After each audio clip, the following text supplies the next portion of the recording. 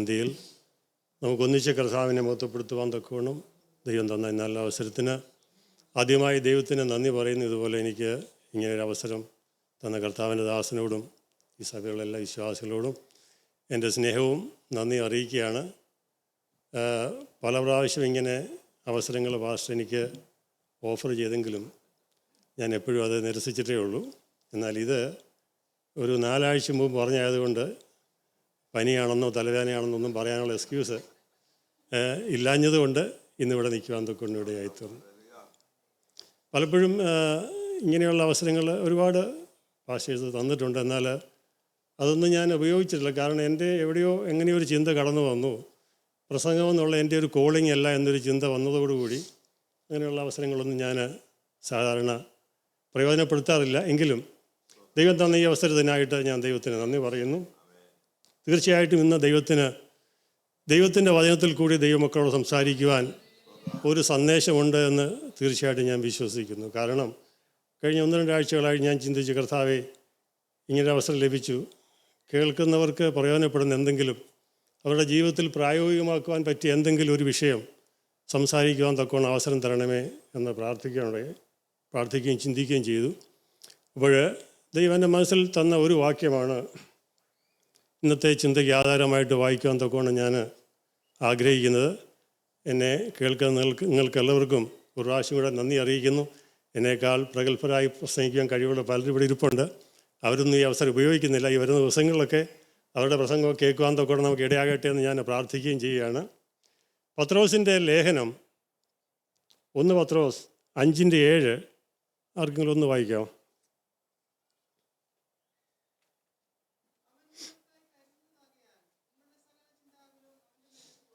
ആമേൻ. ഈ ദിവസങ്ങളിലായിട്ട് നമ്മൾ ഉപവാസത്താലും പ്രാർത്ഥനയാലും ഒക്കെ ദൈവസന്നിധാനത്തിലായിരിക്കുകയാണ്. പലവിധമായ ജീവിതത്തിലെ വിഷയങ്ങൾ, ഭാരങ്ങളൊക്കെ ദൈവത്തിൻ്റെ സന്നിധാനത്തിൽ ഇറക്കി വെച്ച് ദൈവത്തിൻ്റെ മറുപടിക്ക് വേണ്ടി കാത്തിരിക്കുന്നതായ ഒരു ദൈവമക്കളോട് ഒക്കെയാണ് ഞാൻ സംസാരിക്കുന്നതെന്ന് മനസ്സിലാക്കുന്നു. അപ്പോൾ ഇന്ന് രാത്രികാലം പത്രോസ് അപ്പോസ്തലൻ കൂടി ദൈവത്തിന് നമ്മോട് അറിയിക്കാനുള്ള സന്ദേശം ഇതാണ്: അവൻ നിങ്ങൾക്കായി കരുതുന്നതാകിയാൽ നിങ്ങളുടെ സകല ചിന്താകുലങ്ങളും അവൻ്റെ മേലിട്ടുകൊള്ളുവീൻ. ഇന്ന് രാത്രികാലം ഞാൻ സംസാരിക്കുവാൻ തക്കവണ്ണം ആഗ്രഹിക്കുന്നതായ വിഷയം കരുതുന്നവനായ ദൈവം. ഹല്ലേലൂയ. നാം പലപ്പോഴും ദൈവത്തിൻ്റെ വചനങ്ങളൊക്കെ കേൾക്കും, പല വാക്കുകളും നമ്മൾ മനസ്സിൽ ഉരുവിടുകയൊക്കെ ചെയ്യാറുണ്ട്. എന്നാൽ അത് ആഴമായിട്ട് നമ്മുടെ ഹൃദയത്തിൻ്റെ അടിത്തട്ടിൽ ക്രിയ ചെയ്യാറില്ല. അതുകൊണ്ട് തന്നെയാണ് പലപ്പോഴും നമുക്കത് അനുഗ്രഹമായി ഭവിക്കുവാൻ തക്കവണ്ണം ഇടയായിത്തീരാത്തത്. നമ്മൾ പലപ്പോഴും പല വിഷയങ്ങൾക്ക് വേണ്ടി പ്രാർത്ഥിച്ചിട്ട് പിന്നെയും അത് തന്നെയും പിന്നെയും അത് പ്രാർത്ഥിച്ചുകൊണ്ടിരിക്കുകയും അതിനെക്കുറിച്ച് ഓവർ വറി ആകുകയും ചെയ്യുന്നതിൻ്റെ കാരണം ദൈവം കരുതുന്നവനാണെന്നുള്ള ഒരു ആഴമേറിയ വിശ്വാസം നമ്മുടെ ജീവിതത്തിൽ അത് പൂർണ്ണമാകാത്തത് കൊണ്ടാണ്. ദൈവത്തിന് മഹത്വം ഉണ്ടാകട്ടെ. ഇത് എഴുതുന്ന പത്രോസ്, ഈ പത്രോസിൻ്റെ ലേഖനത്തിൻ്റെ പശ്ചാത്തലം നമ്മൾ പഠിക്കുമ്പോൾ ഇത് പത്രോസ് ഏഷ്യ മൈനറിലുള്ള സഭകൾക്ക് വേണ്ടി എഴുതുന്നതാണ്. ഏഷ്യ മൈനറിലെ സഭയെന്ന് പറയുമ്പോൾ ഇന്നത്തെ തുർക്കിയിൽ ഉള്ളതായ സഭകൾ അപ്പോസ്തലനായ പൗലോസ് സ്ഥാപിച്ച സഭകളാണ്. അവിടെയുള്ള വിശ്വാസികളെ ഓർപ്പിച്ച് ഉണർത്തുന്ന ഒരു ലേഖനമാണ് ഇത് എഴുതുന്നത്. അതിൻ്റെ ആദ്യത്തെ ഭാഗങ്ങൾ നമ്മൾ ചിന്തിക്കുമ്പോൾ അവിടെ എഴുതിയിട്ടുണ്ട്, അവിടെയുള്ളതായ പ്രായമുള്ളവർക്കും യൗവനക്കാർക്കും വേണ്ടി പ്രത്യേകിച്ച് എഴുതുന്നതായ ഒരു ലേഖനമാണിത്. അപ്പോൾ ഈ വാക്യം വളരെ ആപ്റ്റായിട്ടുള്ള ഒരു വാക്യമാണ് ഈ യൗവനക്കാർക്കും പ്രായമുള്ളവർക്കും. കാരണം മനുഷ്യൻ്റെ ജീവിതത്തിൽ ഏറ്റവും കൂടുതൽ വറീസ് കടന്നു വരുന്നത് അവർ യൗവനത്തിലേക്ക് കടന്നു ചെല്ലുമ്പോഴാണ്. അതുപോലെ പ്രായമായി കഴിയുമ്പോഴും വറീസുകൾ, ഒരുപാട് ജീവിതത്തിൽ ആകുല ചിന്തകളൊക്കെ കടന്നു വരുന്നതായ അത് ഒരു മാനസികമായ അവസ്ഥയാണ്.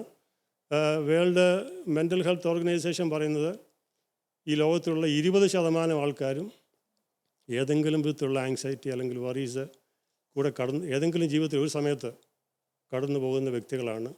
അപ്പോൾ ഈ പത്രോസ് അന്ന് എഴുതിയത് ഈ സ്റ്റാറ്റിസ്റ്റിക്സ് ഒന്നും മനസ്സിലാക്കിയിട്ടില്ല. എങ്കിലും ആത്മാവിൻ്റെ നിയോഗത്തിൽ എഴുതിയിരിക്കുകയാണ്, യൗവനക്കാരെ, പ്രായമുള്ളവരെ, നിങ്ങൾ ഒരു കാര്യം മനസ്സിലാക്കണം, നിങ്ങളെ കരുതുന്നവനായൊരു ദൈവമുണ്ട്. അതുകൊണ്ട് നിങ്ങൾ എന്താ ചെയ്യേണ്ടത്?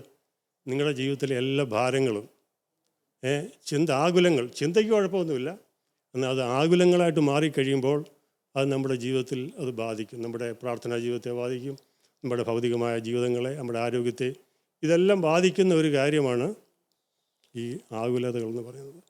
ഇവിടെ നിന്ന് ഞാൻ സംസാരിക്കുമ്പോൾ ഞാനിതിൽ നിന്നൊട്ടും ഒഴിഞ്ഞിരിക്കുന്നവനല്ല. എൻ്റെയും ജീവിതത്തിലെ അനുഭവങ്ങളൊക്കെ തന്നെയാണ് ഞാനീ പറയുന്നത്. കാരണം അമേരിക്കയിലൊക്കെ നമ്മൾ കടന്നു പോകും, തലമുറയ്ക്ക് വേണ്ടിയാണ് നമ്മൾ കടന്നു വന്നത്. എന്നാൽ അവർ ഹൈസ്കൂളിൽ കയറുമ്പോൾ ഉള്ള ആങ്സൈറ്റി എന്തുമാത്രം. ഒരു വണ്ടി ഓടിച്ച് പോകുമ്പോൾ വൈകിട്ട് വീട്ടിൽ ഉച്ച താമസിച്ച് കഴിഞ്ഞാൽ ആങ്സൈറ്റിയാണ്, കുഞ്ഞെന്ത് ചെയ്യേ. പിന്നെ അല്ലെങ്കിൽ ഇടയ്ക്കൊരു ഫോൺ കോൾ വന്നാൽ അന്നേരം ആങ്സൈറ്റി, എന്ത് പറ്റി. അപ്പോൾ നമ്മുടെ ഈ ജീവിതം തന്നെ പറഞ്ഞാൽ ഒരു ആങ്സൈറ്റിയുടെ ഒരു കൂമ്പാരം തന്നെയാണ്. അത് കഴിഞ്ഞിട്ട് പിന്നെ അവർ കോളേജിൽ പോകുമ്പോൾ അതിൻ്റെ ആങ്സൈറ്റി, അവർ വിവാഹത്തിൻ്റെ സമയമാകുമ്പോൾ അതിൻ്റെ ആങ്സൈറ്റി, അങ്ങനെ നമ്മുടെ ജീവിതം മുഴുവനും ഒരു ആങ്സൈറ്റി കൊണ്ടുള്ളതായ ഒരു സ്വഭാവവിശേഷതയാണ്. അപ്പോൾ ഇതൊക്കെ അപ്പോസ്തലനായ പത്രോസിന് നന്നായിട്ട് അറിയാം, ദൈവത്തിൻ്റെ ആത്മാവിനും അറിയാം. അതുകൊണ്ട് നേരത്തെ എഴുതി വച്ചിരിക്കുകയാണ്, നിങ്ങൾ ഇതിനെക്കുറിച്ചൊന്നും വറി ചെയ്യേണ്ട കാര്യമില്ല. കാരണം ഇതൊക്കെ ഞാൻ നിങ്ങൾക്ക് വേണ്ടി കരുതുന്ന ദൈവമാണ്, കരുതാൻ മതിയായവനാണ് എന്ന് ദൈവത്തിൻ്റെ വചനത്തിൽ പഴയ നിയമത്തിലും പുതിയ നിയമത്തിലും പല ഭാഗങ്ങൾ നമ്മൾ വായിക്കുമ്പോൾ നമ്മൾക്കിതിനെ ഒന്നുകൂടെ മനസ്സിലാക്കാൻ തക്കോണം കഴിയും. പഴയ നിയമത്തിൽ നമ്മൾ കാണുമ്പോൾ അബ്രഹാം തൻ്റെ ഈ നിങ്ങളൊക്കെ ഞാൻ സംസാരിക്കുന്നത് ദൈവത്തിൻ്റെ വചനം നന്നായിട്ട് അറിയാവുന്നവരായതുകൊണ്ട് ഒത്തിരി ഡീറ്റെയിലേക്ക് പോകുന്നില്ല. പെട്ടെന്ന് സംഭവങ്ങൾ മാത്രം പറഞ്ഞിട്ട് ഞാൻ എൻ്റെ മെസ്സേജിൽ നിരിക്കുവാൻ തക്കോണം താല്പര്യപ്പെടുകയാണ്. അബ്രഹാമിൻ്റെ മകനായ ഇസഹാക്കിനെ യാഗം കഴിക്കാൻ വേണ്ടി അബ്രഹാം കൊണ്ടുപോകുമ്പോൾ ഇസഹാക്ക് ഒരു ചോദ്യം ചോദിക്കുന്നു. എന്താ ചോദിച്ചേ? അപ്പോൾ വിറകുണ്ട്, തീയുണ്ട്, യാഗത്തിനുള്ള മൃഗം എവിടെ? എന്താണ് അബ്രഹാം എന്താണ് മറുപടി പറഞ്ഞേ? കരുതിക്കൊള്ളു. ഇവിടെ നമ്മൾ വായിച്ചത് എന്തുവാ? അവൻ നിങ്ങൾക്കായി കരുതുന്നതാകിയാൽ. അബ്രഹാം അന്ന് പറഞ്ഞ മറുപടിയാണ് യഹോവ കരുതിക്കൊള്ളും. ഇത് പറയുവാൻ തക്കവണ്ണം അബ്രഹാമിന് കാരണമുണ്ട്. ഊരിൽ നിന്ന് അദ്ദേഹത്തെ വിളിച്ചിറക്കുമ്പോൾ ദൈവം കൊടുത്ത വാഗ്ദത്തങ്ങൾ, തൻ്റെ ജീവിതയാത്രയിൽ താൻ കടന്നു പോകുന്നതായ പ്രതിസന്ധികളിൽ എത്ര പ്രാവശ്യങ്ങൾ യുദ്ധങ്ങൾ ഇടപെട്ടു. തൻ്റെ സഹോദരനായ ലോത്തിനെ മറ്റൊരു രാജാവെന്ന് പിടിച്ചുകൊണ്ട് പോയി രാമാൻ അവിടെ ചെന്ന് അവനെ വിടുവിച്ചുകൊണ്ട് വരുന്ന എന്തെല്ലാം കാര്യങ്ങൾ ഈ അബ്രഹാം തൻ്റെ ജീവിതയാത്രയിൽ നേരിട്ടു. ഇതിലെല്ലാം കരുതിയത് ആരാണ്? അദ്ദേഹത്തെ കരുതിയത് യഹോവയാണ്. ദൈവം തമ്പുരാനാണ് ഈ അബ്രഹാമിനെ കരുതിയത്. അതുകൊണ്ട് അനുഭവത്തിൽ നിന്നും തലമുറയ്ക്ക് പറഞ്ഞു കൊടുക്കുകയാണ്, മകനെ, നീ ഇതിനെക്കുറിച്ചൊന്നും അറിയേണ്ട കാര്യമില്ല. There's no need for you to worry about anything. God is going to provide for you. Hallelujah. നമ്മുടെ അടുത്ത തലമുറയ്ക്ക് നമുക്കും പറഞ്ഞു കൊടുക്കുവാൻ കഴിയേണ്ട സന്ദേശം ഇത് തന്നെ ആയിരിക്കണം. യഹോവ കരുതുന്ന ദൈവമാണ്. ഹല്ലേലൂയ. അങ്ങനെ അവർ നടന്നുപോയി ആ മലയിൽ ചെന്നു. അവിടെ ചെല്ലുമ്പോഴും ഈ മകന് എങ്ങനെയാണ് ദൈവം കരുതുന്നുള്ളത് മനസ്സിലായില്ല. എന്നാൽ കുറച്ച് കഴിഞ്ഞപ്പോൾ ഈ മകൻ ഇസ്ഹാക്കിന് മനസ്സിലാക്കാൻ തൊക്കെ കഴിഞ്ഞു. ദൈവം പ്രൊവൈഡ് ചെയ്ത ഒരു ആട് അവിടെ ദൈവം പ്രൊവൈഡ് ചെയ്തെന്ന് മനസ്സിലാക്കുവാൻ തൊക്കെ കഴിഞ്ഞു. അബ്രഹാം ആ സ്ഥലത്തിൻ്റെ പേര് വിട്ടു. എന്തുവാ? യഹോവ ഇരേ, ദ ലോർഡ് പ്രൊവൈഡ്സ്. ഹല്ലേലൂയ. അങ്ങനെ അബ്രഹാമിൻ്റെ ജീവിതത്തിൽ ദൈവം കരുതുന്ന ദൈവമാണ് എന്ന് മനസ്സിലാക്കിയത് കൊണ്ട് അദ്ദേഹം അടുത്ത തലമുറയ്ക്കും പറഞ്ഞു കൊടുക്കുവാൻ തൊക്കെ കഴിഞ്ഞു. യഹോവ കരുതുന്ന ദൈവമാണ് മകനെ. അത് ഇസ്ഹാക്കിൻ്റെ ജീവിതത്തിലും ഇസ്രായേൽ മക്കളുടെ ജീവിതത്തിലും അത് ഉടനീളം തക്കോണം കാണുവാൻ തക്കോണം കഴിയുന്നു. ദൈവത്തിൻ്റെ മക്കൾക്ക് മാത്രമല്ല, മറ്റുള്ളവർക്കും വേണ്ടി കരുതുന്ന ദൈവമാണ്. എന്തുകൊണ്ടെന്നാൽ എല്ലാവരും ദൈവത്തിൻ്റെ സൃഷ്ടി ആയതുകൊണ്ട് ദൈവം അവർക്ക് വേണ്ടിയും കരുതുന്നുണ്ട്. അതിന് ഉദാഹരണമായിട്ട് നാം ചിന്തിക്കുമ്പോൾ പഴയ നിയമത്തിൽ സാറാപാത്തിലെ വിധവയെക്കുറിച്ച് നമുക്ക് ചിന്തിക്കാൻ കഴിയും. ഈ വിധവ എന്ന് പറയുമ്പോൾ അവിടെയുള്ളതായ ബാൽ ദൈവങ്ങളെ ആരാധിക്കുന്ന ചരിത്രം പഠിക്കുമ്പോൾ അറിയാം, ഒരു കുടുംബത്തിലെ ആളാണ് ഈ വിധവയും മകനും. അപ്പോൾ അവർ ക്ഷാമകാലത്ത് അവരെ പോറ്റുന്നതിന് വേണ്ടി ഏലിയാവ് അവരുടെ അടുക്കിലേക്ക് ചെല്ലുകയാണ്. ആ സംഭവം നമ്മൾ വായിക്കുമ്പോൾ, ഞാനത് വായിച്ചപ്പോഴെനിക്കൊരു ഇന്ന് ഈ സോഷ്യൽ മീഡിയയിലൊക്കെ നടക്കുന്ന പല കാര്യങ്ങളെക്കുറിച്ച് നമ്മൾ കേട്ടപ്പോൾ ഒരു ചിന്ത എൻ്റെ മനസ്സിലേക്ക് കടന്നു വന്നു. ആ ചിന്ത ഇതാണ്: ഏലിയാവ് ഈ വിധവയോട് പറയുന്നു, നീ പോയി എനിക്കൊരു അപ്പവും കുറച്ച് വെള്ളവും കൊണ്ടുപോവാ. അപ്പോൾ അവർ പറയുന്നു, എനിക്ക് വേറെ മറ്റൊന്നുമില്ല, ഈ ചെറിയ ഒരു അപ്പം ഉണ്ടാക്കി കഴിച്ചിട്ട് ഞങ്ങൾ പട്ടിണി കിടന്ന് മരിക്കാനായിട്ട് പോവാണ്, വേറെ ഒന്നും ഇല്ലാത്തത് കൊണ്ട് എങ്ങനെയാണെന്നുള്ള ചിന്തയിലാണ് പറഞ്ഞത്. പക്ഷേ ഏലിയ പറഞ്ഞു, ആദ്യം നീ പോയിട്ട് കൊണ്ടുപോവാ. പിന്നെ പുള്ളി അതൊരു വാക്യം പറഞ്ഞു, ഇസ്രായേലിൻ്റെ ദൈവമായ യഹോവ ഇപ്രകാരം അരുളി ചെയ്യുന്നു, നിൻ്റെ കലത്തിലെ മാവും നിൻ്റെ ഭരണിയിലെ എണ്ണയും ഒരിക്കലും തീർന്നു പോയില്ല എന്നൊരു വാക്ക് പറഞ്ഞു. അപ്പോൾ അവിടെ ഈ പ്രവാചകന്മാരൊക്കെ പഴയ നിയമകാലത്ത് പറയുന്നത് ഇസ്രായേലിൻ്റെ ദൈവമായി അരുളി ചെയ്യുന്നു, യഹോവ ഇപ്രകാരം പറയുന്നു എന്നൊക്കെയാണ് അന്നത്തെ ദൈവദാസന്മാർ പറഞ്ഞുകൊണ്ടിരുന്നത്.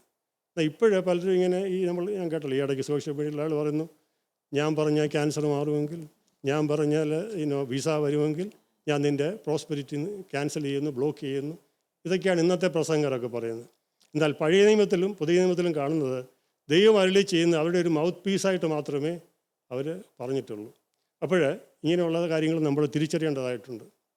അപ്പോൾ അവിടെയും ഈ സാറാപത്തിലെ വിധവയ്ക്കും ദൈവം പ്രൊവൈഡ് ചെയ്തു. ആ ക്ഷാമകാലം കഴിയുന്നത് വരെ വിധവയ്ക്കും വിധവയുടെ മകനും വേണ്ടതെല്ലാം ദൈവം കരുതിയ ദൈവമാണ്. അപ്പം അങ്ങനെ പഴയ നിയമത്തിൽ നമ്മൾ ഈ ബൈബിളൊക്കെ വായിക്കുന്നത് ദൈവം അത്രമാത്രം മനുഷ്യനെ കരുതുന്നു എന്നുള്ളതായ അത് നമുക്ക് ബോധ്യമായി കഴിഞ്ഞിട്ട് നമ്മുടെ ജീവിതത്തിൽ വിശ്വാസം വർദ്ധിക്കണം. വിശ്വാസം വർദ്ധിച്ച് ഒരു സകലവും സംശയമില്ലാതെ ദൈവം കരുതുന്നതാണ്. ഈ വിഷയത്തിൽ എന്നെ ദൈവം സഹായിക്കും, എനിക്ക് വേണ്ടി കരുതുമെന്ന് 100% നമ്മൾ വിശ്വസിച്ച് കഴിഞ്ഞാൽ അത് തീർച്ചയായിട്ടും അങ്ങനെ തന്നെ ആയിരിക്കും. ദൈവത്തിൻ്റെ സ്തോത്രം. ഇസ്രായേൽ മക്കളുടെ ജീവിതത്തിൽ നാം ചിന്തിക്കുമ്പോൾ അത് അങ്ങനെ തന്നെയല്ലേ. 40 വർഷം അവരുടെ ചെരുപ്പ് തേഞ്ഞു പോയിട്ടില്ല, അവരുടെ വസ്ത്രം ജീർണിച്ച് പോയിട്ടില്ല.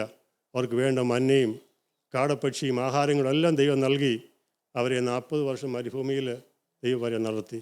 അപ്പോൾ ദൈവത്തിൻ്റെ കരുതൽ അത്ര വലുതാണ്. നമ്മൾ ചിന്തിച്ചിട്ടോ നമുക്ക് വേണ്ടി കരുതിയിട്ടോ ഒന്നുമല്ല നമ്മൾ ഇന്നിവിടെ ആയിരിക്കുന്നത്. ദൈവം നമ്മൾക്ക് വേണ്ടി കരുതുന്നവരാണ് നാം ഇവിടെ ആയിരിക്കുന്നുള്ള വലിയൊരു ബോധ്യവും ആ ഒരു വിശ്വാസവും നമ്മുടെ ജീവിതത്തിൽ ഉണ്ടാകണം. അപ്പോൾ ഇസ്രായേൽ മക്കളോട് ദൈവം ഒരു കാര്യം പറഞ്ഞു, നിങ്ങളൊരു കാര്യം ചെയ്യണം, നിങ്ങൾ അടുത്ത തലമുറയ്ക്ക് ഇത് പറഞ്ഞു കൊടുക്കണം. ഞാൻ നിങ്ങളെ നടത്തിയ വഴികൾ, നിങ്ങളെ പരിപാലിച്ച വിധങ്ങളൊക്കെ അടുത്ത തലമുറയ്ക്കും പറഞ്ഞു കൊടുക്കണം. കാരണം അവരുടെയും വിശ്വാസം ദൈവത്തിലുള്ള ആശ്രയം വർദ്ധിക്കുവാന്നൊക്കെ കൊണ്ട് ഇടയായിത്തീരണം.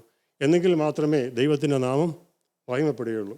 നമ്മൾ തിരിഞ്ഞ് പത്രോസ് എഴുതിയ ഈ ലേഖനത്തിലേക്ക് വരുമ്പോൾ പത്രോസ് ഈ കാര്യം പറയുമ്പോൾ അദ്ദേഹത്തിൻ്റെ അനുഭവത്തിൽ നിന്നാണ് അദ്ദേഹം ഇത് പറയുന്നത്. കാരണം ഈ പത്രോസിൻ്റെ ജീവിതം നമ്മൾ ആദ്യം മുതൽ പഠിച്ചു വരുമ്പോൾ ജീവിതത്തെക്കുറിച്ച് വളരെയധികം വറീസ്, നാളെ എന്തായിത്തീരും, എൻ്റെ ഭാവി എങ്ങനായിത്തീരും, ഇനി ആര് കരുതും എന്നുള്ള അനേക ചിന്തകളുള്ള ഒരു മനുഷ്യനായിരുന്നുവെന്ന് അദ്ദേഹത്തിൻ്റെ ജീവിതത്തിൻ്റെ ആ സാഹചര്യങ്ങളിൽ നമുക്ക് മനസ്സിലാക്കാൻ തോക്കണം കഴിയും. യേശുക്രിസ്തുവിൻ്റെ 3.5 വർഷക്കാലത്തെ ശുശ്രൂഷയിൽ ഈ പത്രോസിനെ യേശു ശിഷ്യനായി വിളിച്ചു. അപ്പോൾ പല സന്ദർഭങ്ങളിൽ നാം വായിക്കുമ്പോൾ പല സന്ദർഭങ്ങളിൽ പത്രോസ് ആ ഒരു കൺസേൺ, എൻ്റെ ഭാവി, എൻ്റെ നാളെ എങ്ങനായിരിക്കും, ഞാൻ എങ്ങനെയാണ് നാളെ കഴിയേണ്ടത് എന്നുള്ള ചിന്ത അദ്ദേഹത്തിനുണ്ടായിരുന്നു എന്നുള്ളത് നമുക്ക് പല വാക്യങ്ങൾ കാണുവാൻ തൊക്കെ കഴിയും. മത്തായി 6:25 നാം നോക്കുമ്പോൾ യേശു ക്രിസ്തു തൻ്റെ പരസ്യ ശുശ്രൂഷ കാലത്ത് വലിയ പുരുഷാരങ്ങളൊക്കെ യേശു ക്രിസ്തുവിനെ അനുഗമിക്കുന്നു. അപ്പോൾ അവരോട് യേശു ക്രിസ്തു ഇങ്ങനെ സംസാരിക്കുന്നു, അവരെല്ലാം ഇരുന്ന് കേൾക്കുന്നു. അവിടെ നമുക്കൊരു കാര്യം മനസ്സിലാകുന്നു, ചില സന്ദർഭങ്ങളിൽ 3 ദിവസം വരെ മനുഷ്യർ അവിടെ ഇരുന്ന് കേൾക്കുകയാണ്. അപ്പം ഞാൻ ചിന്തിച്ചു, എന്താണ് ഈ 3 ദിവസം വരെ എങ്ങും പോകാതെ യേശുവിനെ കേൾക്കുവാൻ തൊക്കെയാണ് ആൾക്കാർ എങ്ങനെയാണ് താല്പര്യപ്പെട്ടത്? അത്രമാത്രം പ്രസംഗത്തിൻ്റെ കണ്ടൻറ്റ് എന്തുമായിരുന്നു? അപ്പോൾ എനിക്കൊരു കാര്യം മനസ്സിലായി. ഈ പല പ്രസംഗങ്ങൾ നമ്മൾ നോക്കുമ്പോൾ യേശു ക്രിസ്തു തൻ്റെ മുന്നേ ഇരുന്ന് ഓഡിയൻസിൻ്റെ പൾസ്, അവരുടെ ഹൃദയത്തിൻ്റെ ചിന്തകൾ, അവർക്കന്ന് വേണ്ടതായ ഒരു ഉപദേശം അല്ലെങ്കിൽ അവരുടെ മനസ്സിനെ തണുപ്പിക്കുന്നതായൊരു വചനം, ഇതൊക്കെയായിരുന്നു യേശു ക്രിസ്തു അന്ന് അവർക്ക് പറഞ്ഞു കൊടുത്തത്. അതുകൊണ്ട് തന്നെയാണ് ജനങ്ങൾ കേൾക്കുവാൻ തക്കവണ്ണം താല്പര്യപ്പെടുന്നത്. അതുപോലെ മത്തായി സുവിശേഷം 6:25 നമ്മൾ വായിക്കുമ്പോൾ ഇവിടെ ഇതാ ഒരു പുരുഷാരം യേശു ക്രിസ്തുവിൻ്റെ മുന്നിൽ നിന്ന് കേൾക്കുകയാണ്. അപ്പോൾ അന്നേരം ഒരു സൈഡിൽ അവർ യേശുവിൻ്റെ ശിഷ്യന്മാരെല്ലാം ഉണ്ട്. അപ്പോൾ അന്നേരം യേശു ക്രിസ്തു അവിടെ ഒരു സബ്ജക്റ്റാണ് സംസാരിക്കുന്നത്. അവിടെ സബ്ജക്റ്റ് സംസാരിക്കാൻ തക്കവണ്ണം കാരണം ഒരാൾ വന്ന് പറഞ്ഞു, യേശുവേ, എൻ്റെ ചേട്ടനുണ്ടല്ലോ, ആ പുള്ളി അത്ര ശരിയല്ല, എൻ്റെ അപ്പൻ്റെ ഓഹരിയൊക്കെ പിടിച്ചു വെച്ചിരിക്കുക, എനിക്കൊന്നും തരുന്നില്ല, അതുകൊണ്ട് യേശു അങ്ങോട്ട് വന്നിട്ട് എനിക്ക് തരാനുള്ള എൻ്റെ ഓഹരിക്ക് തരാൻ പറയണം. ആ ഒരു കോണ്ടെക്സ്റ്റാണ് അവിടെ. അപ്പോൾ യേശു മനസ്സിലാക്കി ഇരിക്കുന്ന മനുഷ്യരുടെയൊക്കെ പ്രശ്നങ്ങൾ സാമ്പത്തികവും നാളത്തെ കാര്യങ്ങളുമൊക്കെയാണ്. അപ്പോൾ യേശു അതിനെ ഒന്ന് ആസ്പദമാക്കി അവിടെ സംസാരിക്കാൻ തുടങ്ങി. യേശു പറഞ്ഞു, നിങ്ങൾ ആകാശത്തിലെ പറവകളെ നോക്കുവിൻ, വയലിലെ താമരയെ നോക്കുവിൻ, ഇതിനൊക്കെ ആരാണ് ആഹാരം കൊടുക്കുന്നത്, ഇതിനൊക്കെ ആരാണ് വെള്ളം കൊടുക്കുന്നത്? ഇങ്ങനെ ദൈവത്തിൻ്റെ സൃഷ്ടികളായ ഇതിനൊക്കെ ദൈവം അതിൻ്റെ ആഹാരങ്ങൾ നൽകുന്നുവെങ്കിൽ ദൈവത്തിൻ്റെ സ്വന്തം കൈകൊണ്ട് നിർമ്മിച്ചതായ നിങ്ങളെ അത്രയധികം ദൈവം പ്രൊവൈഡ് ചെയ്യുന്നുള്ള ചിന്തയാണ് അവിടെ പറഞ്ഞത്. അപ്പം അന്നേരവും ഈ പറഞ്ഞ പോലെ പത്രോസിൻ്റെ മനസ്സിൽ സംശയമുണ്ട്. അപ്പം അന്നേരം അത് കഴിഞ്ഞപ്പോൾ പത്രോസ് ചോദിക്കുകയാണ്, യേശു അത് ഞങ്ങളോടാണോ പറഞ്ഞു അതോ ഇരിക്കുന്നവരോടാണോ? ആ ഭാഗം നമ്മൾ വായിക്കുമ്പോഴേ നമുക്ക് ഇച്ചിരി ഇൻട്രസ്റ്റിംഗ് ആയിട്ട് തോന്നും. അപ്പോഴും ഈ മനുഷ്യൻ്റെ മനസ്സിലെ ചിന്തകളെല്ലാം എങ്ങനെയാണ് നാളത്തെ കാര്യങ്ങൾ, ഞാൻ ഉള്ള ഒരു വള്ളയും വലിയൊക്കെ ഇട്ട് ജോലിയും കൂലിയും ഇല്ലാതെ യേശുവിൻ്റെ കൂടെ നടക്കുക, നാളത്തെ കാര്യം എങ്ങനെ ജീവിക്കാൻ മാർഗമെല്ലാം ഉണ്ടാകുമോ എന്നുള്ള ചിന്ത അദ്ദേഹത്തെ വളരെയധികം അലട്ടി കാണുമെന്നാണ് ഞാൻ ചിന്തിക്കുന്നത്. കാരണം ഓരോ സന്ദർഭം, എവിടെ ഒരു സന്ദർഭം കിട്ടിയോ അന്നേരം എല്ലാം അദ്ദേഹം ഓരോ ചോദ്യം ചോദിക്കും. നാളത്തെ കാര്യം എങ്ങനെയാണ്, അല്ലെങ്കിൽ എനിക്കെന്തോ കിട്ടും. അത് ഒരു ഭാഗത്തും വായിക്കുന്നുണ്ടല്ലോ, ഇവിടെ മത്തായി 19:27 ഇവിടെ എന്താ വായിക്കുന്നത്? പത്രോസ് ചോദിക്കുകയാണ്, യേശുവേ ഞങ്ങൾ ഈ വള്ളവും വലയൊക്കെ വിട്ടു, എന്നെ അനുഗമിക്കുക, ഞങ്ങൾക്ക് എന്തോ കിട്ടുന്നേ? അത് മാനുഷികമായ നിലയിൽ ഒരു ചോദ്യമല്ലേ? ഉള്ളൊരു ജോലിയും കളഞ്ഞിട്ട് യേശുക്രിസ്തുവിനെ പറയാൻ ഇങ്ങനെ പാടിയും പ്രാർത്ഥിച്ച് നടന്നാൽ നമുക്ക് എന്തോ കിട്ടുന്നേ? അപ്പോൾ യേശു പറഞ്ഞു, നിങ്ങൾ വിഷമിക്കണ്ട, നിങ്ങളെ ന്യായാസനത്തിരുന്ന് ന്യായം വിധിക്കാനുള്ള അധികാരം തരാം. പിന്നെ നിങ്ങളിവിടെ ഈ ഭൂമിയിൽ എന്തെങ്കിലുമൊക്കെ ഉപേക്ഷിച്ചിട്ടുണ്ടെങ്കിൽ അതിൻ്റെ 100 മടങ്ങ് അവിടെയും മടക്കി തരാമെന്നൊക്കെ പറഞ്ഞു. അപ്പോൾ അത് വായിച്ചപ്പോഴും നമ്മൾ ചിലപ്പോൾ ഈ പ്രസംഗമൊക്കെ തയ്യാറാക്കുന്ന പഴയ പല കാര്യങ്ങളൊക്കെ നമ്മുടെ മനസ്സിലേക്ക് കടന്നു വരും. ഇത് ഞാൻ ചിന്തിച്ചപ്പോഴും ഒരു കാര്യം ഓർമ്മ വന്നു. ഞാൻ ഏറ്റുമാനൂരൊക്കെ ഒരു 3 വർഷം താമസിച്ച് അവിടെ കുറച്ച് പരസ്യ പ്രവർത്തനങ്ങൾ നടത്തിയപ്പം ഒരുപാട് വീട്, ആയിരക്കണക്കിന് വീടുകൾ ഈ 3 വർഷം കൊണ്ട് കയറാനൊക്കെ ഇടയായിത്തീർന്നു. അപ്പോൾ അവിടെ ഈ മദ്യപാനത്തിൻ്റെ സ്ഥിതിയിലേക്ക് കയറിയ എല്ലാ വീട്ടിൽ ചെന്നാലും 2 വീട് കയറുമ്പോൾ ഒരു വീട്ടിൽ മദ്യപാനം കൊണ്ട് നശിച്ചു പോയ കുടുംബങ്ങളാണ്. അപ്പോൾ അവിടെ ഒരു കത്തോലിക്ക കുടുംബത്തിൽ ആശാന് അവിടുത്തെ വീട്ടുകാരന് ഫുൾ ടൈം താമര എന്ന് പറഞ്ഞാൽ വെള്ളത്തിലേ വീഴും. അപ്പോൾ ചെന്നെ പുള്ളിക്കൊരു സംശയം, അത് പാസ്റ്ററെ, പിന്നെ ബൈബിൾ എഴുതിയിരിക്കുന്നു നമ്മൾ ഈ ദൈവത്തിന് വേണ്ടി എന്തെങ്കിലുമൊക്കെ ഉപേക്ഷിച്ചാൽ അവിടെ വരുമ്പോൾ 100 മടങ്ങ് കിട്ടുമെന്ന്. ഞാൻ എൻ്റെ മദ്യപാനം ഉപേക്ഷിച്ചാൽ അവിടെ കിട്ടുമോ? പുള്ളി തമാശയായിട്ട് ചോദിച്ചാൽ. അപ്പോൾ ഇതുപോലെ ഇവിടെ ഒരു ചോദ്യമായി യേശുക്രിസ്തുവോട് പത്രോസ് ചോദിക്കുന്നത്, ഞങ്ങളിതൊക്കെ വിട്ടിട്ട് വന്നാൽ വള്ളവും വലയും വിട്ട് കഴിഞ്ഞാൽ ഞങ്ങൾക്ക് ജീവിക്കാൻ വല്ല മാർഗം ഉണ്ടാകുമോ? അപ്പോൾ യേശുക്രിസ്തു അവിടെയും പത്രോസിനോട് മറുപടി പറയുകയാണ്. അപ്പോൾ അതിൽ നിന്ന് നമുക്ക് മനസ്സിലാക്കുന്ന കാര്യം, പത്രോസ് ജീവിതത്തെക്കുറിച്ച്, നാളുകളെക്കുറിച്ച് വളരെയധികം ആധിയുള്ള ഒരു മനുഷ്യനായിരുന്നു പത്രോസ്. പിന്നെ ഒരു സന്ദർഭത്തിൽ യേശുവും ശിഷ്യന്മാരും വള്ളത്തിൽ കൂടി ഇങ്ങനെ ഗലീല കടലിൽ കൂടി കടന്നു പോകുമ്പോൾ ഇതാ വലിയൊരു കാറ്റും കോളും ഒക്കെ വന്ന് തിരമാലകൾ അടിച്ച് ഈ വള്ളം മുങ്ങുമാറായി. അപ്പോഴേ പത്രോസ് വളരെയധികം ഭയപ്പെട്ടു എന്നാണ് നമ്മളവിടെ വായിക്കുന്നത്. അപ്പോൾ അതിൽ നമുക്ക് മനസ്സിലാക്കേണ്ടത്, വർഷങ്ങളോളം കടലിൽ ജോലി ചെയ്ത് ഈ തിരമാലകളെയും കാറ്റിനെയൊക്കെ കണ്ട് പരിചയമുള്ളതായ വ്യക്തി പത്രോസ് ഇത്രമാത്രം ഭയപ്പെട്ടെങ്കിൽ അന്നടിച്ച കാറ്റ് ചെറിയ കാറ്റൊന്നുമല്ല, അത് വലിയ കാറ്റ് തന്നെയാണ്. ജീവൻ നശിച്ചു പോകുന്ന ഒരു കാറ്റ് തന്നെയായിരുന്നു അവിടെ അടിച്ച്. അപ്പോഴും പത്രോസ് യേശുവിനെ വിളിച്ച് പറയുകയാണ്, ഗുരോ, ഞങ്ങൾ നശിച്ചു പോകുന്നതിൽ നിനക്ക് വിചാരമില്ലയോ? Don't you care about us? അപ്പം അന്നേരം ചോദിക്കുക, എന്നെക്കുറിച്ച് ഞങ്ങൾക്കൊരു ചിന്തയില്ലയോ? എൻ്റെ ഭാവിയെക്കുറിച്ചോ ചിന്തയില്ല, എൻ്റെ ഇപ്പോഴത്തെ ജീവിതത്തെക്കുറിച്ചെങ്കിലും ഒരു ചിന്തയില്ലയോ എന്ന് യേശുക്രിസ്തുവിനോട് ചോദിച്ചപ്പോൾ യേശുക്രിസ്തു പറഞ്ഞു, അല്പവിശ്വാസികളെ നിങ്ങൾ ഭയപ്പെട്ടു നിന്നതിന്. അവരുടെ ഭയത്തെയല്ല അവിടെ ശാസിച്ചത്, അവരുടെ വിശ്വാസക്കുറവിനെയാണ് യേശുക്രിസ്തു അവിടെ ശാസിച്ചത്. അപ്പം ദൈവം കരുതുന്നവനാണെന്നുള്ള വിശ്വാസം ഇപ്പോഴും പത്രോസിന് വന്നിട്ടില്ല. അതുകൊണ്ടാണ് പത്രോസ് അവിടെ ഭയപ്പെട്ട്, യേശുവേ, എന്നെക്കുറിച്ചൊരു വിചാരമില്ല, ഞങ്ങൾ നശിച്ചു പോകുന്നതിൽ ഒരു വിചാരമില്ലയോ എന്ന് പത്രോസ് അവിടെ ചോദിക്കുവാൻ തൊക്കെ ഇടയായിത്തീർന്നു. അതുപോലെ തന്നെ പത്രോസ് ഒരു പെൺകുട്ടിയുടെ മുന്നിൽ യേശുവിനെ തള്ളി പറഞ്ഞു. അതിൻ്റെയും പിന്നിലുള്ള കാരണമെന്ന് പറഞ്ഞാൽ, യേശുവിൻ്റെ കൂടെയുള്ള വ്യക്തിയാണെന്ന് പറഞ്ഞാൽ അന്നത്തെ ആൾക്കാർ അവരെ പിടിച്ച് ഉപദ്രവിക്കും, അദ്ദേഹത്തിന് നാളുകളൊക്കെ ബുദ്ധിമുട്ടായി തീരും എന്നുള്ള ഭയം കൊണ്ടാണ് പത്രോസ് യേശുവിൻ്റെ കൂടെയുള്ള അല്ല വ്യക്തിയെന്ന് പറയാൻ തൊക്കൊണ്ട് ഇടയായിത്തീർന്നു. അപ്പം ഈ സംഭവങ്ങളൊക്കെ നമ്മളെ അറിയിക്കുന്നത്, നമ്മളെപ്പോലെ പച്ചയായ ഒരു മനുഷ്യനായിരുന്നു പത്രോസ്. അദ്ദേഹത്തിൻ്റെ ജീവിതത്തിലും വളരെയധികം കൺസേൺസ് ഉണ്ടായിരുന്നു. ബൈബിളിലെ ശിഷ്യന്മാരുടെ കൂട്ടത്തിൽ അമ്മായിമ്മയും ഭാര്യയൊക്കെ ഉള്ളൊരാൾ ഇദ്ദേഹമാണെന്നാണ് നമ്മൾ വായിക്കുന്നത്. അപ്പം അങ്ങനെ ഫാമിലിയുടെ ബാധ്യതകളും ഒക്കെ മനസ്സിൽ കൂടെ കടന്നു വന്ന് എല്ലായ്പ്പോഴും ചിന്ത വന്നിട്ടുള്ളൊരു വ്യക്തിയാണ് പത്രോസ്. എന്നാൽ ഈ പത്രോസ് ഒരു 190 ഡിഗ്രി ടേണിലേക്ക് വന്നു. അതെപ്പോഴാണെന്നറിയാം? കർത്താവിൻ്റെ ക്രൂശീകരണം കഴിഞ്ഞ് ദൈവവുമായിട്ടുള്ള 1-2 എൻകൗണ്ടറിലാണ് ഈ പത്രോസ് ഈ ചിന്തകളൊക്കെ മാറി പൂർണ്ണമായി ദൈവം കരുതുന്നവനാണ് എന്നുള്ളതായ ഒരു വലിയ ബോധ്യത്തിലേക്ക്, ഒരു ആഴമേറിയ വിശ്വാസത്തിലേക്ക് കടന്നു വന്നത് യേശുക്രിസ്തുവിൻ്റെ റിസറക്ഷൻ കഴിഞ്ഞ് 1-2 പ്രാവശ്യം ഈ പത്രോസിന് അപ്പിയർ ചെയ്തപ്പോഴാണ്. ഒന്നാമത്തെ സംഭവം, ഈ യേശുക്രിസ്തുവിൻ്റെ ക്രൂശീകരണം കഴിഞ്ഞപ്പോൾ പത്രോസ് വിചാരിച്ചു, ഇനി എന്താ, ഇനിയിപ്പോൾ നമുക്ക് ഫോളോ ചെയ്യാൻ ആരുമില്ലല്ലോ. അതുകൊണ്ട് അദ്ദേഹം വള്ളവും വലയും എടുത്ത് കൂട്ടുകാരെയൊക്കെ വിളിച്ചിട്ട് മീൻ പിടിക്കാൻ പോവുകയാണ്. അന്ന് മീൻ പിടിക്കാൻ പോയി രാത്രി മുഴുവനും അധ്വാനിച്ചിട്ടും ഒന്നും കിട്ടിയില്ല. അപ്പോൾ രാത്രി മുഴുവനും അധ്വാനിച്ചു. അപ്പോൾ രാവിലെ ആയപ്പോൾ ഇങ്ങനെ ബോട്ടുമായിട്ട് തിരിച്ച് വരികയാണ്. അന്നേരമാണ് കരയുന്നൊരു ചോദ്യം, കുഞ്ഞുങ്ങളെ വല്ലതും ഉണ്ടോ? Is there anything that you catch? അപ്പോൾ ആ ചോദ്യം മുതലാണ് ഈ പത്രോസിൻ്റെ ജീവിതത്തിൻ്റെ ടേണിങ് വരുന്നത്. അപ്പോൾ ഇത് ഞാൻ പറഞ്ഞ പോലെ ഈ ഭാവം ഞാൻ ചിന്തിച്ചപ്പോഴും, ഞാൻ ഈ കഴിഞ്ഞ മാസം നാട്ടിൽ ചെന്നപ്പോഴും ഇതുപോലെ എൻ്റെ 1-2 ഫ്രണ്ട്സ് എന്നെ വിളിച്ചിട്ട് പറഞ്ഞു, നമുക്ക് നീണ്ടകര പോയി നല്ല മീൻ വാങ്ങിക്കാമെന്ന് പറഞ്ഞു. നാട്ടിൽ അടൂരൊക്കെ കിട്ടുന്ന മീൻ ഈ ഫോർമാലിനൊക്കെ അടിച്ച് വിഷം അടിച്ചത്. അപ്പോൾ പറഞ്ഞു, വാ എന്തായാലും നമുക്ക് നീണ്ടകര പോയി ഫ്രഷ് മീൻ വാങ്ങിക്കാം. ഞാൻ രാവിലെ 4 മണിക്ക് അവരോട് വണ്ടിയിൽ പോയി. അവിടെ ചെന്നപ്പോൾ 6 മണിയാകുമ്പോൾ ഈ ബോട്ടെല്ലാം വന്ന് കയറുന്നു. നീണ്ടകര കടലിലെ കരയ്ക്കോട്ട് വന്ന് കയറും. അപ്പോൾ അന്നേരം ഞാൻ നോക്കിയപ്പോൾ ഇങ്ങനെ കണ്ടു, ഈ വരുന്ന ബോട്ടിൻ്റെ ആൾക്കാർ ഓരോരുത്തരത്ത് ഇങ്ങനെ നിൽപ്പുണ്ട്.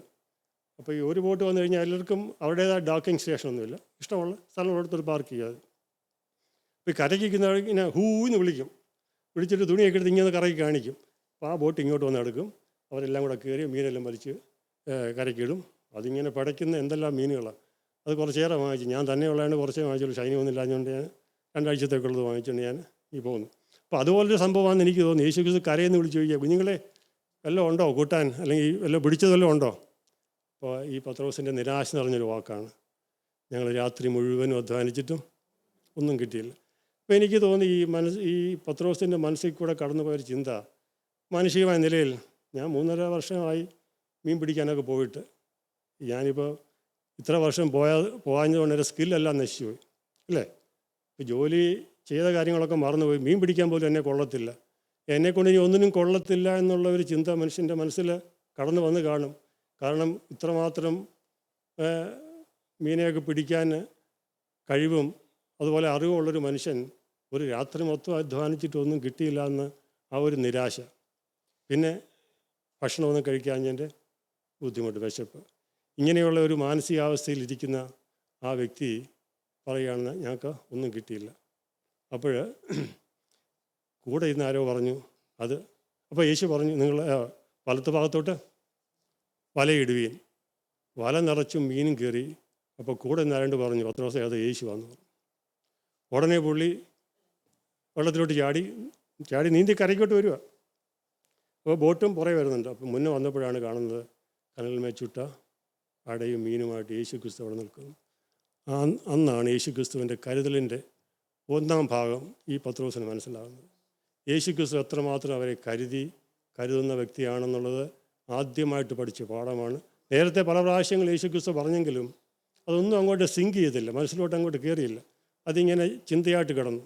എന്നാൽ അവിടെ മുതൽ പത്രോസിൻ്റെ മനസ്സിലായി യേശു കരുതുന്ന ദൈവമാണ്. അത് കഴിഞ്ഞതിൽ പിന്നെ അദ്ദേഹം വറി ചെയ്തതായിട്ട് ഞാനെങ്ങും വായിക്കുന്നില്ല. അത് കഴിഞ്ഞതിന് ശേഷമാണ് അപ്പോസ്തല പ്രവൃത്തി 12-ാം അധ്യായത്തിൽ നമ്മൾ വായിക്കുന്നു, ഹെരോദ രാജാവ് യോഹന്നാൻ്റെ സഹോദരനായ യാക്കോബിനെ വാളുകൊണ്ടുവന്നു.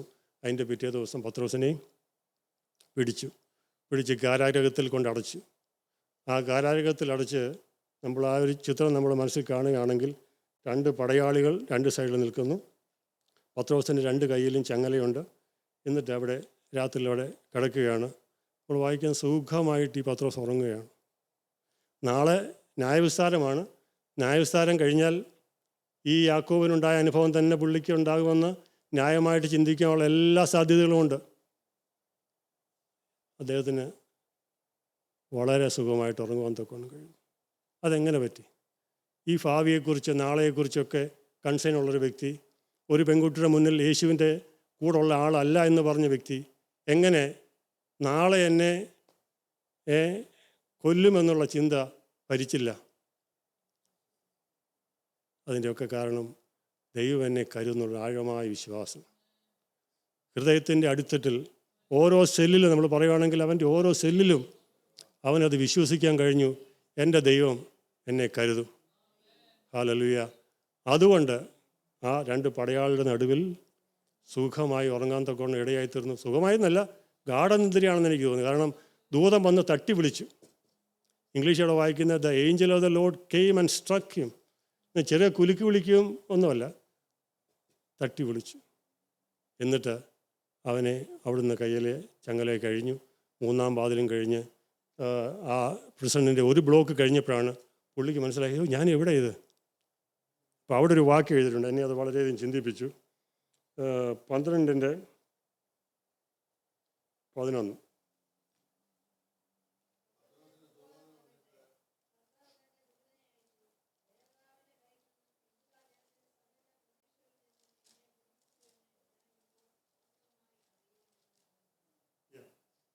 ഇംഗ്ലീഷ് എഴുതിയിരിക്കുന്നത് without a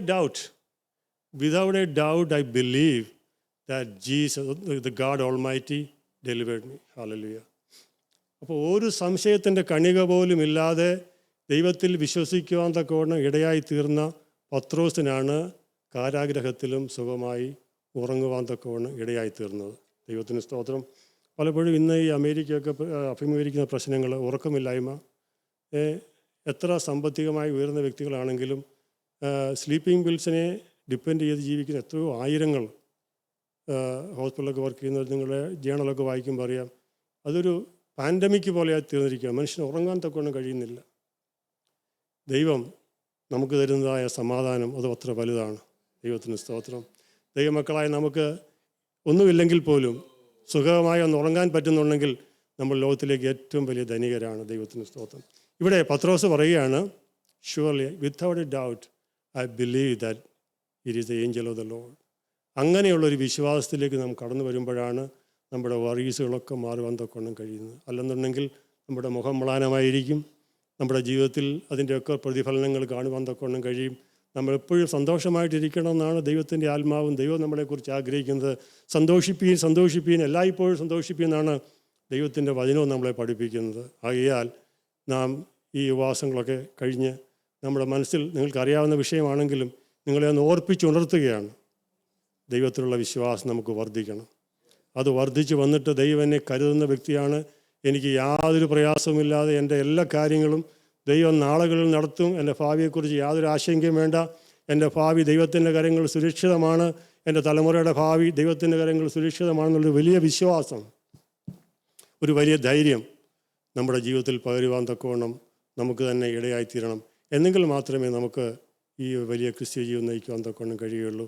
അത് മാത്രമല്ല, അത് അടുത്ത തലമുറകളിലേക്കും പകർന്നു കൊടുക്കുവാൻ തക്കവണ്ണം നാം ബാധ്യസ്ഥരാണ്. ദൈവത്തിന് സ്തോത്രം. ഹല്ലേലൂയ.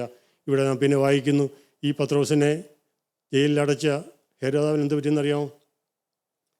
ദൈവത്തിൻ്റെ ദൂതൻ വന്ന് അടിച്ചു. എനിക്കത് അവിടെ വായിച്ചപ്പോൾ ഒരു ഇൻട്രസ്റ്റിംഗ് ആയിട്ട് തോന്നി. ദൂതൻ വന്ന് ഒരടി അടിച്ച് ഒരാളെ ഉണർന്നു കിടന്ന ഒരാളിനെ അടിച്ചുണർത്തി.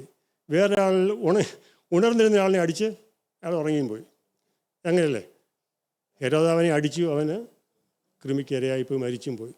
അപ്പോൾ ദൈവത്തിൻ്റെ കാരണം എനിക്ക് തോന്നുന്നു അങ്ങനെ ദൈവം ചെയ്തതിൻ്റെ കാരണം ഇനി ഈ പത്രോസ് ഒരിക്കലും പേടിക്കരുത്. ഈ ഹെരോദാവ് ഇനി പിന്നെ എന്നെ പിടിച്ച് ജയിലിലാക്കുമെന്ന് പേടിക്കേണ്ട യാതൊരു കാര്യമില്ല. അതിന് വേരോടെ അതിനെ പിഴുതു മാറ്റി കളഞ്ഞു. അപ്പോൾ ദൈവത്തിൻ്റെ കരുതലുകൾ എത്രയോ വലുതാണ്. ദൈവത്തിന് ദൈവം നമ്മൾ ചിന്തിക്കുന്നതിനേക്കാളൊക്കെ എത്രയോ വലുതായിട്ടാണ് ദൈവം നമ്മളെ കരുതുന്നത്. ഈ രാജ്യത്ത് നമ്മളെ കൊണ്ടുവന്ന് എത്രയോ അതിശയകരമായിട്ട്, എത്രയോ അത്ഭുതകരമായിട്ട് നമ്മളൊക്കെ ചിന്തിച്ചതിനൊക്കെ ഉപരിയായിട്ട് ദൈവം നമ്മളെ കരുതിയില്ലേ? ഇതൊക്കെ ഓർക്കുമ്പോൾ നമ്മുടെ വിശ്വാസം ഒന്ന് വർദ്ധിക്കണം. ഇന്ന് രാത്രികാലം എന്നെ കേൾക്കുന്ന നിങ്ങളോട് എനിക്ക് ഇന്ന് പറയാനുള്ള കൈമാറാനുള്ള സന്ദേശം ഇത് തന്നെയാണ്. ദൈവം കരുതുന്ന ദൈവമാണെന്നുള്ള വിശ്വാസം, ആഴമേറിയ വിശ്വാസം നമ്മുടെ ഹൃദയത്തിൻ്റെ അകത്തളങ്ങളിൽ അത് നമ്മുടെ ഒരു വലിയ വിശ്വാസമായിട്ട് പരിണമിക്കണം. അപ്പോഴാണ് നമ്മുടെ ക്രിസ്തു ജീവിതം ധന്യമായി തീരുവാൻ കൊണ്ട് ഇടയായിത്തീരുന്നത്. ആകയാൽ ഈ വചനങ്ങൾ നിങ്ങളുടെ ജീവിതത്തിൽ പ്രയോജനമാകട്ടെ. വരും ദിവസങ്ങൾ ദൈവത്തിൻ്റെ വിശ്വാസം വർദ്ധിക്കുവാൻ ഇടയാകട്ടെ എന്നുള്ള പ്രാർത്ഥനയോടുകൂടി എൻ്റെ വാക്കുകൾ